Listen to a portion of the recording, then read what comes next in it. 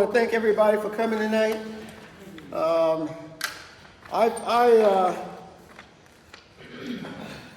really want to thank each and every person for coming. And why I say that is because this is an important topic that we're going to talk about tonight, which is trust.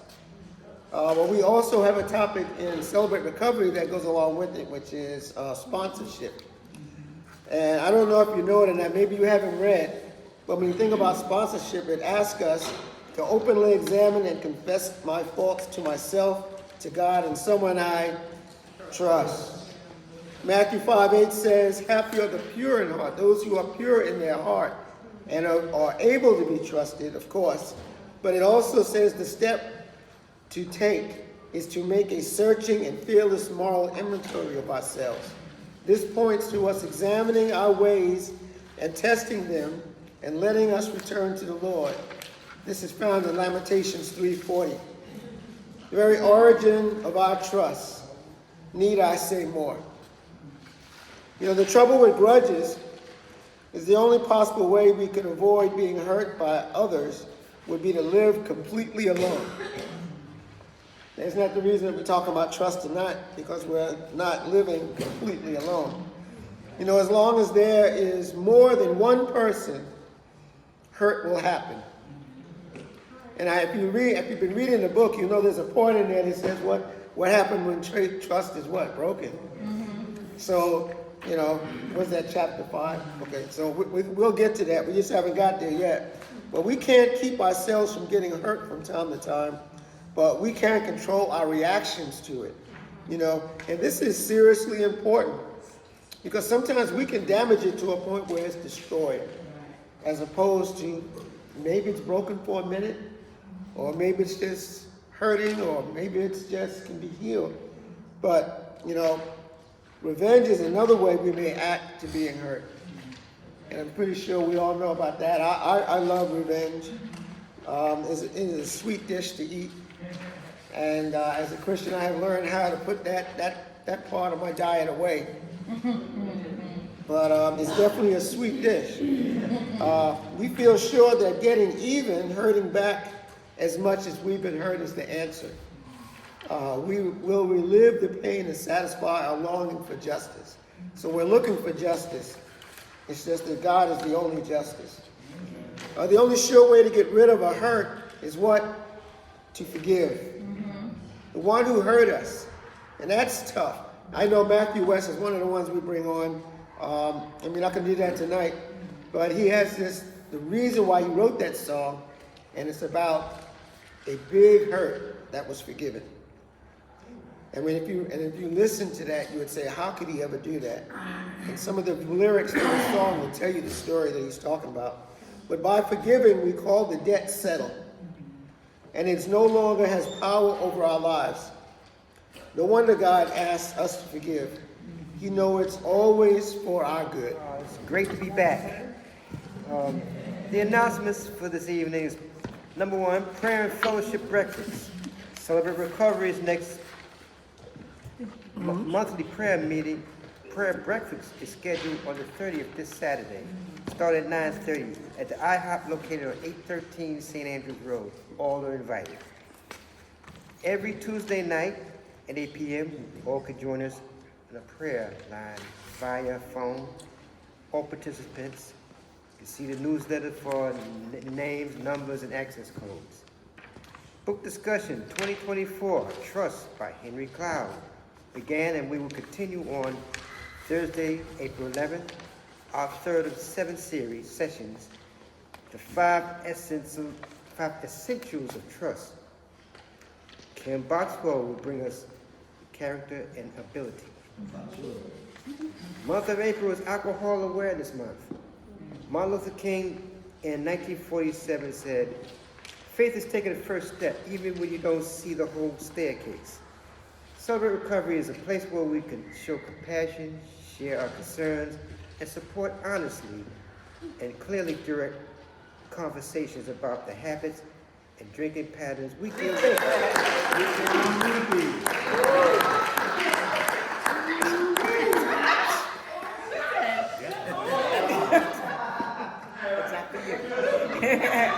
Good evening, everybody. My name is Ruth Baker, and I'm a faithful believer in Jesus Christ.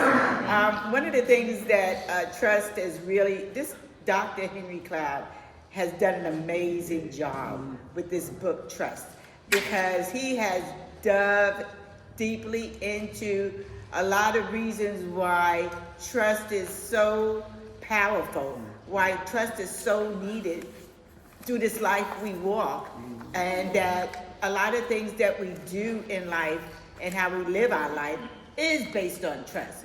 So if we don't trust, according to Henry Cloud, but according to life, it makes it hard for us to live in this place called life.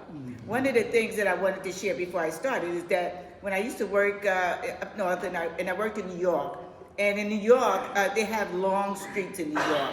And so when you go to work, you would you would put your sneakers on, and you would put your heels in your pocket, because I worked in a building across the street from the where they did the games and stuff, Madison Square Garden. So I took my shoes, I would put my heels in my pocket, but this morning I left my bag with my heel,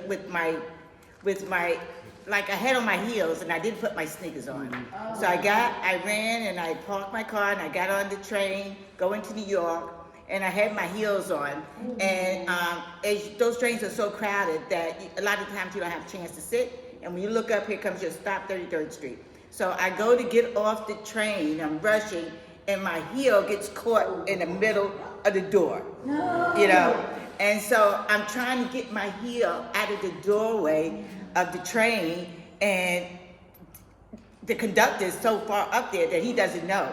So the train is starting to pull off, and I'm trying to get my heel out of the train, and here comes an angel. God sent an angel. It was this guy on there. He says, "Calm down." He says, "Calm down." He says, "I'm gonna hold the door back." He says, "And I'm gonna help you with your heel." And so he helped me pick my heel up. The part of the heel got broke as we're leaving. But the thing is that I trusted this man. I never met this man. I didn't know this man. But I knew that this man was sent by somebody that had me in a special place in their heart. I never did my heels after that. I always wore my sneakers, and I had my heels. So looking at trust today, trust is the key to all of our life systems. So discussing it in practical ways helps us to overcome it. Henry Cloud, I love this guy, leads us through this book and gives us the tools to understand and overcome some of the damage from these life's challenges. Understanding the definition of trust, what it is and what it is not. Encouraging growth through different phases of essentials or trust, and applying it to recovery. Practical application tools that help us grow in trust and model it even in our reparations. There is no better way to overcome hurts, hang-ups, or habits than through small groups. I love being in small groups. Small groups help you to really get this closeness, and it allows you to really trust the ones that God has put in that group to help you with a lot of things that you're going through. I mean, you don't get the opportunity when you're out there in the world to stop someone and say, "Look, you know what? I've been going through some stuff. You got a minute, and I don't know if you've been going through this, but I need somebody to listen to me." This is what the small groups bring about, and this is why I love being in the small groups.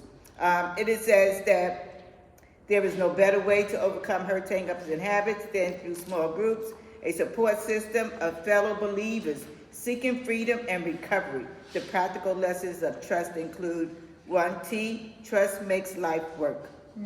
R, repairing. U, understanding, the first essential of trust. S, same mistakes again. T, trustworthiness. It is an option. Trustworthiness, it's an option.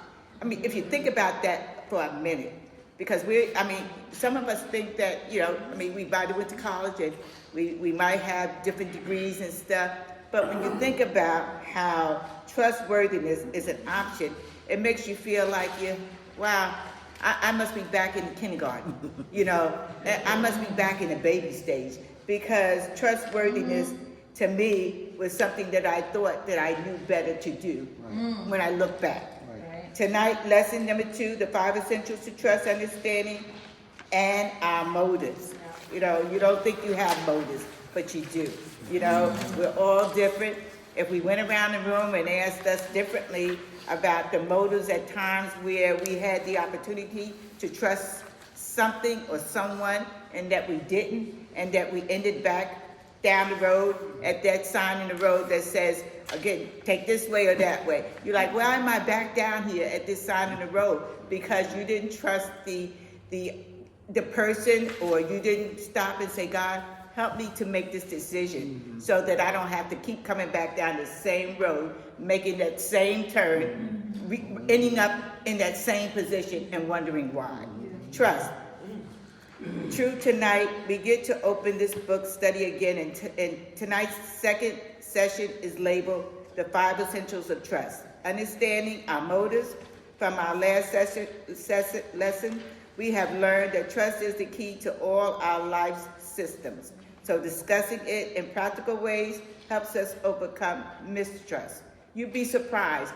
Reading this book, I think it started out in some segments to where the guy came in, he says, I don't trust nobody. Now, he's on the plane, you know, and so she says, what do you mean you don't trust anybody? She says, I don't trust nobody, so, you know, that's it. And she says, but wait a minute, you got here through a taxi. You trusted the taxi guy to bring you here. She says, and not for nothing, do you realize that a pilot, somebody is flying this plane, and you're trusting them to fly you from point A to point B?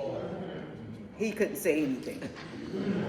Leading someone to trust you does not begin with convincing them that you are right. You know what is right. You know what is smart. Convincing them of the smart thing to do and to do it in the best strategy. I think that a lot of times we're put in position to where we want to help somebody, but we don't know how to help someone. And we come with the wrong thing to say and with the wrong tone to say it in. And so we wonder why we can't get that person to trust us.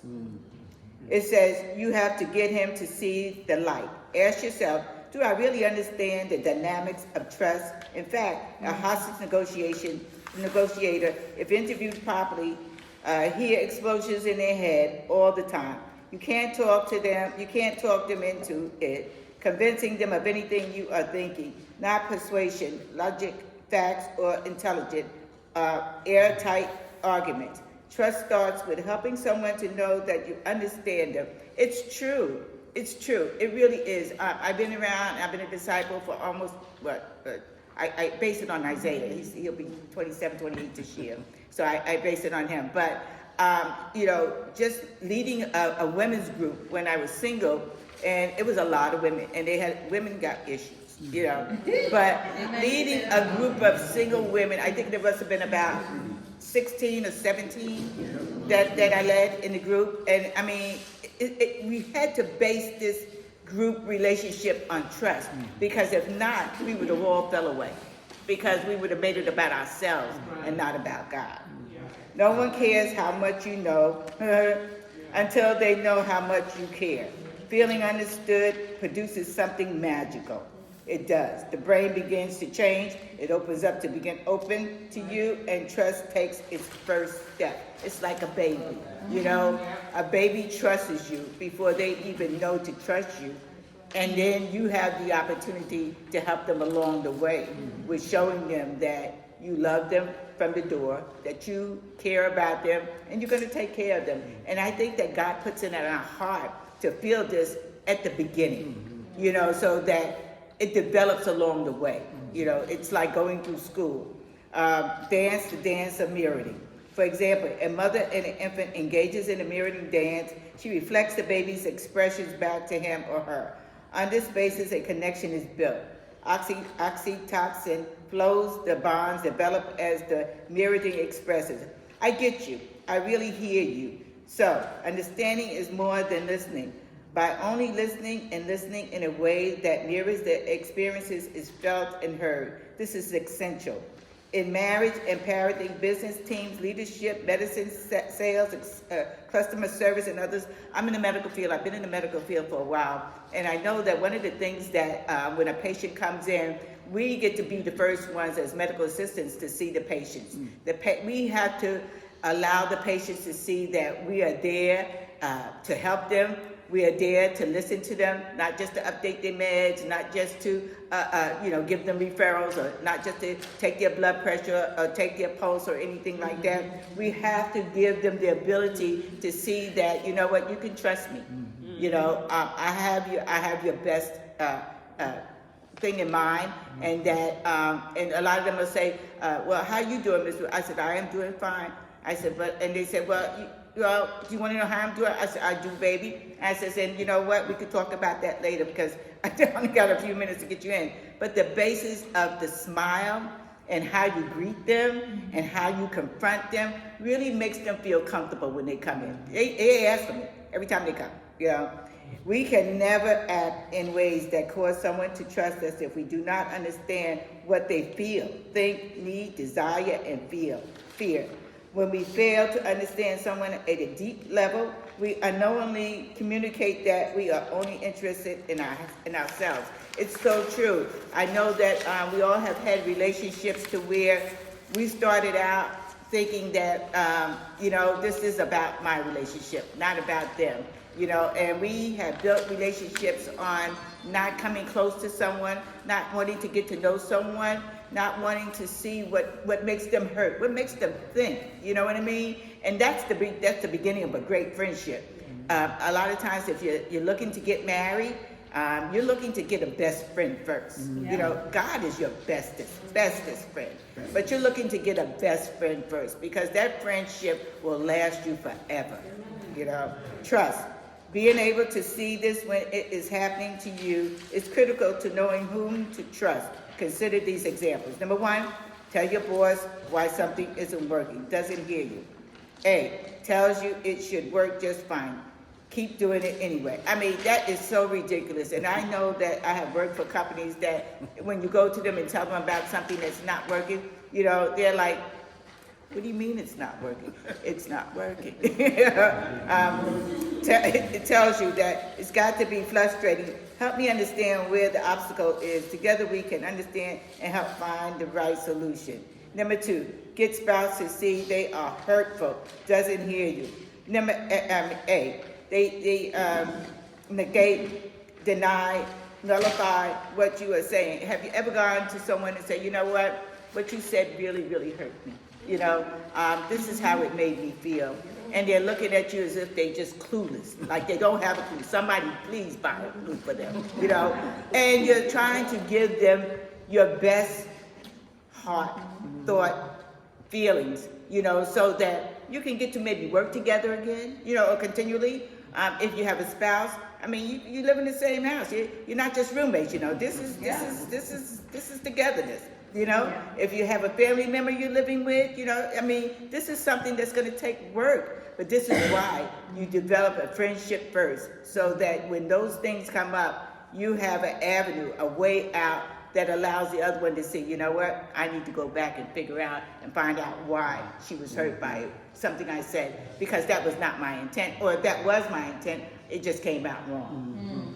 Number 3, spend time with an attractive date. Doesn't hear you. A, afterward they know very little about you. I don't know how many times when I was single, going on dates, and a lot of times I'm thinking to myself when I was dating, oh my God, he's clueless, he doesn't get me. And I said to him, so we went to someplace in the dinner, and now the lady brings the ticket for us to pay, and he's looking at me, he's like, do you want to go Dutch? No. Oh, but we never dated again. B, you feel alone. C, date mirrors, mimics back.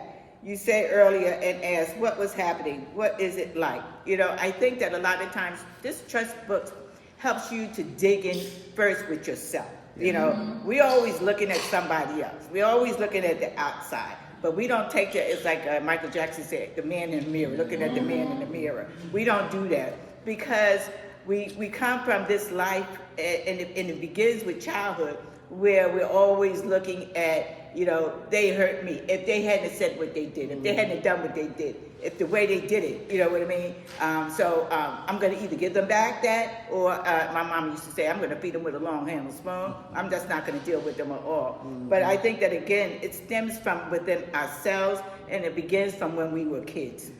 Number 4, explain medical symptoms to doctor. Doesn't hear you.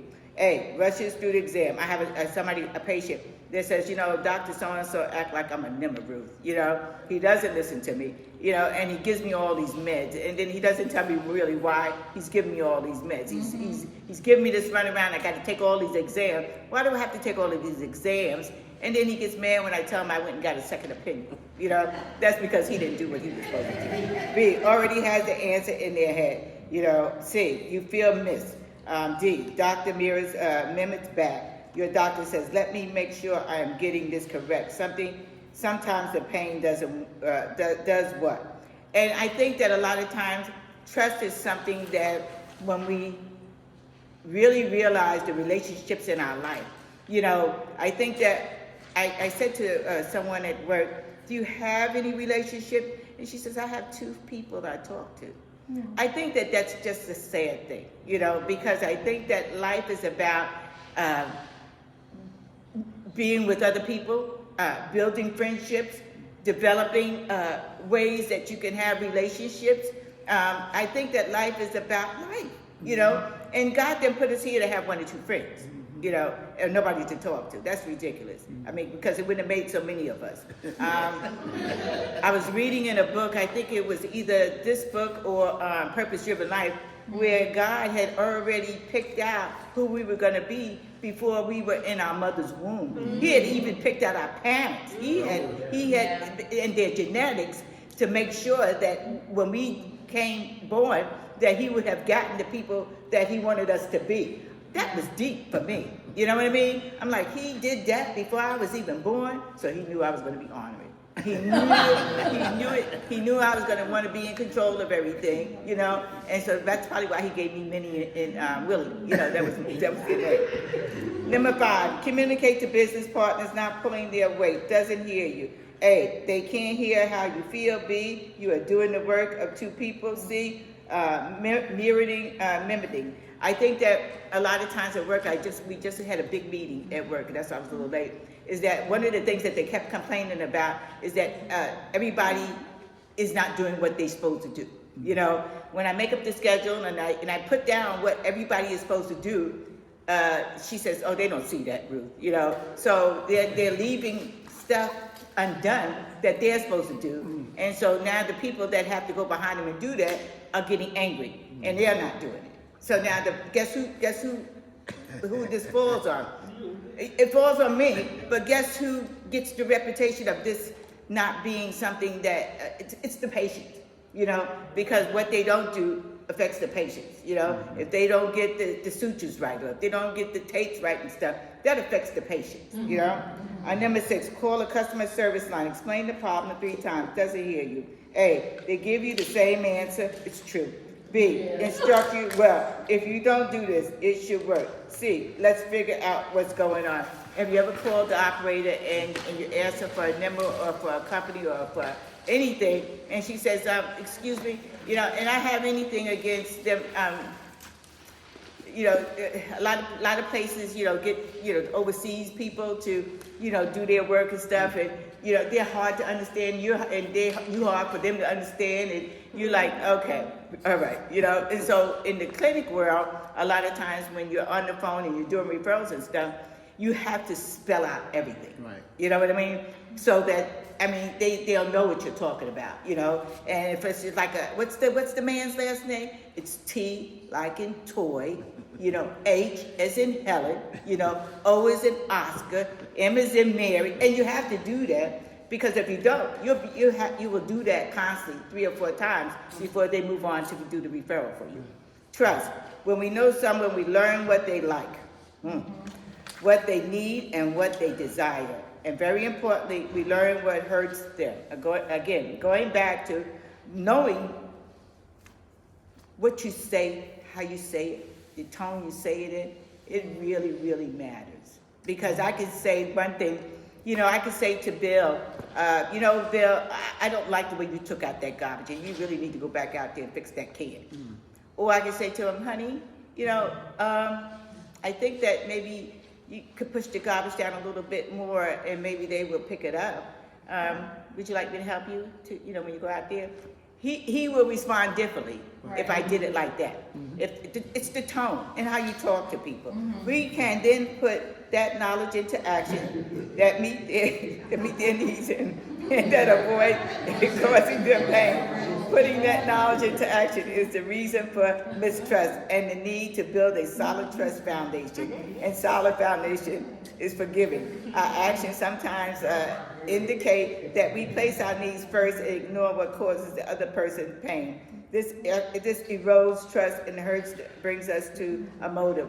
Bill and I also, we get with couples and stuff, and we just being real, and letting them see that we learn from them as well, and not having anything that we hold back, not having any secrets, and just helping them to see that, because we've been married 19 years, we're still learning each other. We're still learning how to trust each other. We're still learning how to live together, and it's gonna, and I'm so glad. I'm so glad that we haven't figured it out, that we still have time to really enjoy one another, because it makes the marriage good. Real trust is built not only through understanding, but making sure that the other party's motive is right, meaning that they are for your good. At times, what is missing in the picture is me. Nowhere in the picture of what they cared about, it seemed. While others understand me and what I need, everything else is about them and not about me. My trust, button was not getting pushed. It seemed like the motive was their agenda, schedule, and priorities, more than motivated to help me. The first test is feeling, understanding. The second essential of trust is motive, the one that keeps our entire system wondering about people. Why is he or she doing this? Who is it really for? What are they trying to get us to do? I think that a lot of times when we look at motives and stuff, we look at our own agenda. And I think I think that's just who we are. I think God must have knew that about us, because if you look around and the people that you have relationships with now are the people that God has put in your life, And he just didn't put them there to say, well, it's going to be okay. Right. You're right, baby. This and that. He put you there to say, you know what? I'm sorry. I'm going to love you enough to tell you that that's the silliest thing I've ever heard. Or that's the stupidest thing I've ever heard. And you know what? Have you prayed about this situation? And they trust you enough to know that you're not just there to criticize them or look down or talk down to them, but you love them enough. That's the trust you get when you build relationships with someone that you really, really trust. I'm going to go on because this is a lot. Trust. It's a good example is marriage and the index of betrayal. Knowing when a marriage is in trouble. One partner looks out for the other. The trust betrayal zone is where spouses no longer look out for partner's interest. It's true. You have to. This is what a relationship is about. How do you think that Jesus built the relationship with us if he didn't look out for us first? So it basically, he says, I came to serve and not to be served. And that's part of trust. I think that's a big platform for trust. The trust betrayal zone is where spouses no longer look out for partner's interests, but for their own instead. Trust suddenly evaporates and is replaced by betrayal. Ally and friend turns into an adversary in a trusting relationship. We can depend on the other person to be caring and to look out for us, even when we are not there not for ourselves. One of the couples I wanted to bring up is Craig and Kim. They're a couple that, even when they make mistakes, they know and they trust the people that they talk to and get with to understand. But this is based on friendship. This comes from long friendships. This comes from friendships to where we had our good times.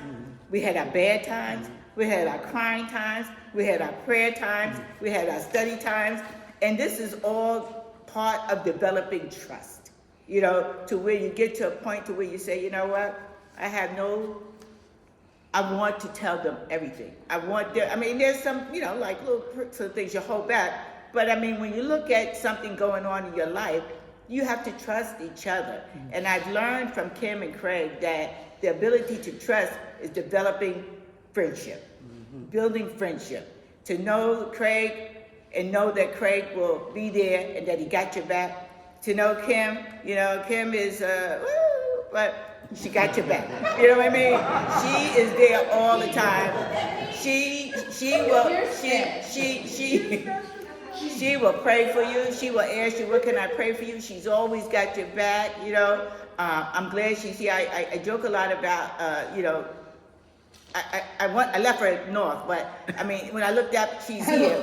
Yeah, but I'm glad she's here, and I'm glad Craig is here because I mean, the friendships that you have again, and you develop out here in life are friendships that's going to take you all the way out, and those are good friendships. Real trust transcends moral. I'm almost done. Real trust transcends moral codes or duty codes in a powerful way. Love, care, compassion, the moral codes such as you should share with your sister or friend. That's the right thing to do. But at some point, we all break a few rules. Rules are not powerful enough, but love is. The addict knows he should not drink so much, but he does. Yet realizing the pain he causes his 10-year-old is more powerful restrainer than the rule of staying sober. Jesus said that all the rules in the entire Bible can be summed up in the law of love.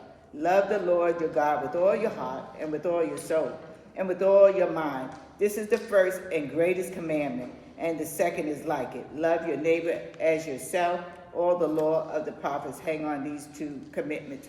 I think that, again, look around. If you don't have the relationships that you really, really need to have to go through life so that you can develop trust, I mean, you trust that God put you here for a reason. You trust that when you get up in the morning. I know that a lot of times when I go to bed at night, I'm not sure a lot of times that I'm going to get up, but I can trust God that, you know what, if I don't, it's okay, because God's got my back.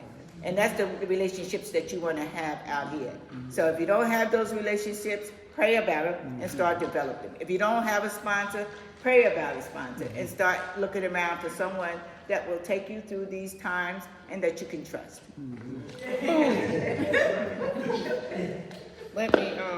Ruth, thank you so much. That was really great. It really was. It is not easy to trust. It is not easy to trust people.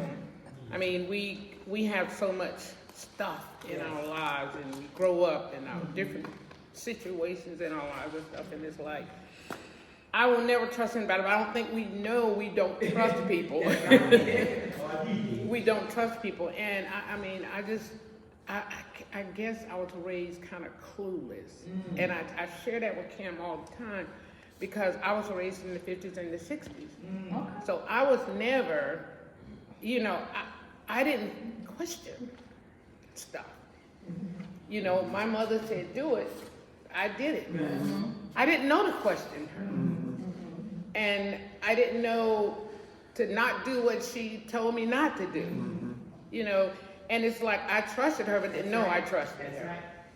And so when I grew up, I still would take people for who they are until they showed me something different. You know, they could be lying in my face and I probably won't even see it, you know what I'm saying? But God always reveals it, you know, it shows us what we need. But Ruth, that was awesome. And like I said, trust is hard, but it can be done. When you trust God, you can trust people. You know, when you trust Him, it makes it easier to trust someone else. It really does. Well, let's just say the Serenity prayer. And Mr. Craig, do I have it up here? Yeah, should be the last page. The last page? Okay, thank you. Yeah, got it. Let's start. God, grant me the serenity to accept the things I cannot change, the courage to change the things that I can, and the wisdom to know the difference. Living one day at a time, enjoying one moment at a time, accepting hardship as a pathway to peace. Taking as Jesus did, the sinful world as it is, not as I would have it, trusting that you will make all things right if I surrender to your will, so that I may be reasonably happy in this life and supremely happy with you forever in the next. Amen. And we are dismissed.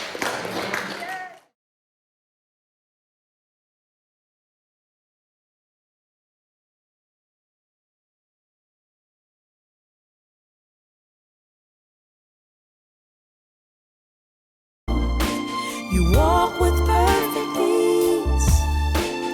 Confident is who